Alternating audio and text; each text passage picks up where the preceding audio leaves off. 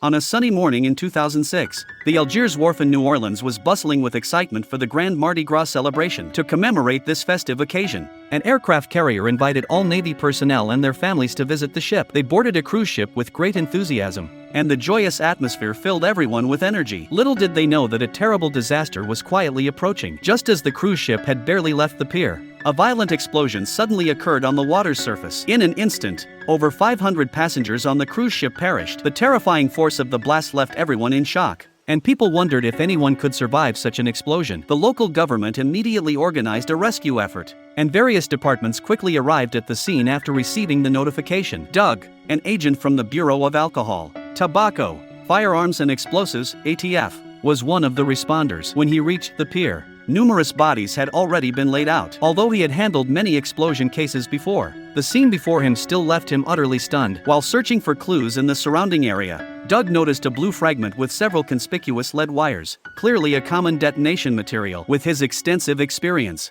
Doug immediately suspected that the cruise ship explosion was likely a deliberate act. To verify his hypothesis, he went to a nearby bridge, where smoke particles from the explosion still lingered beneath. The smell indicated that it was a commonly used ammonium nitrate fuel oil (ANFO) bomb, confirming that this devastating explosion was indeed a premeditated attack. Returning to the Special Task Force office at the pier, Doug shared his findings with the FBI and confirmed that the incident was not an accident but a typical terrorist attack. The person who planted the bomb must have set a timer in advance and then placed the ANFO explosive on the cruise ship, although the exact means of delivering the bomb was still unknown. Back at the ATF office, a colleague handed Doug a phone number, mentioning that a girl had called earlier, saying she had something to tell him. Thinking someone might be providing a lead, Doug called the number as instructed. However, no one answered despite his repeated attempts, so he left a voicemail. He then asked his colleague to pull up surveillance footage from the area around the pier, hoping to find some clues. Soon, Doug noticed a man behaving suspiciously on the bridge, and his appearance coincided with the time just before the explosion occurred.